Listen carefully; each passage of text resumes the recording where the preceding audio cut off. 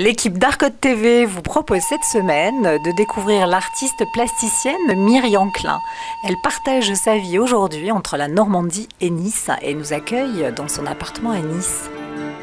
J'ai fait mes premières expositions de peinture à Cannes en 80. Après j'ai un petit peu arrêté parce que j'avais 2 enfants en bas âge et je m'en suis beaucoup occupée. Et puis voilà, j'ai repris par hasard la peinture et les sculptures. Et j'ai exposé grâce à Lola Gassin qui m'a un petit peu forcé la main pour exposer. On est face à une œuvre, a priori une œuvre de vos débuts. Est-ce que vous pouvez nous expliquer, nous raconter un petit peu cette œuvre? Alors ça c'est des séries de sculptures. En fait quand j'ai recommencé à créer, j'avais des enfants qui avaient 4 et 5 ans.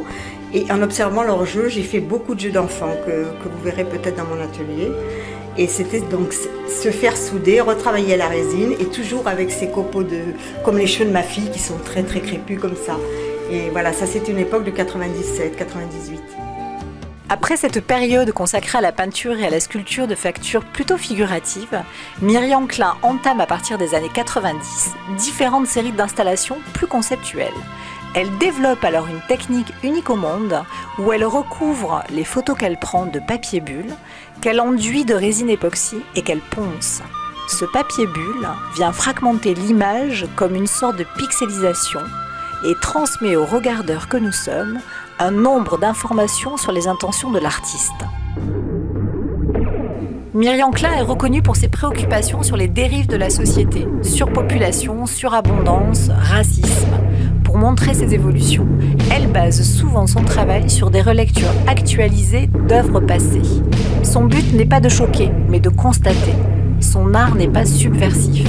On comprend encore davantage l'utilisation du papier bulle et de la résine comme écran à la réalité brute. C'est une relecture aussi du violon dingue de Man Ray. Ouais. Par rapport aux femmes de 1930 et leur forme, et ce que par la mode, ce qu'on est tenté d'être, de plus en plus mince, parce qu'on nous oblige à être de plus en plus mince. Et donc c'est une relecture par rapport à ces femmes géantes.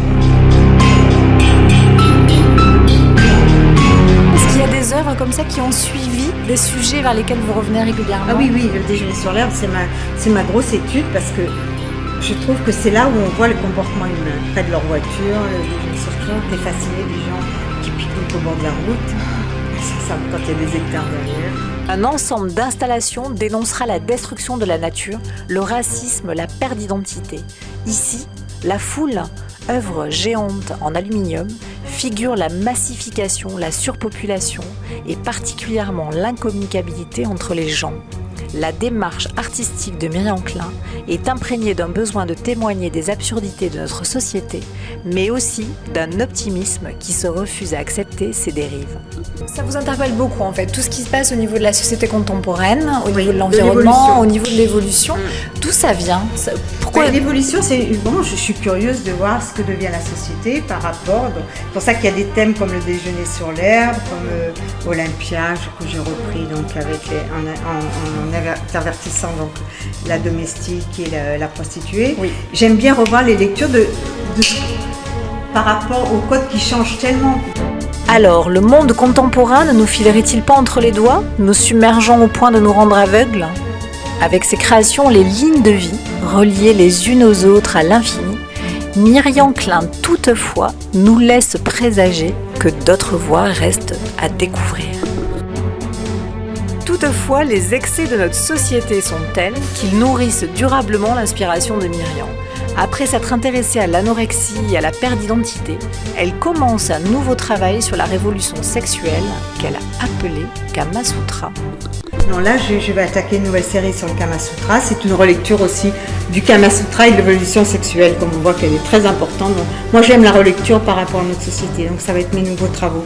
Le Kama Sutra, c'est toujours un sujet, c'est magnifique et tout ça, mais ce que j'aime, c'est la relecture, justement, par rapport à notre société et l'évolution avec Internet et tout, c'est fou.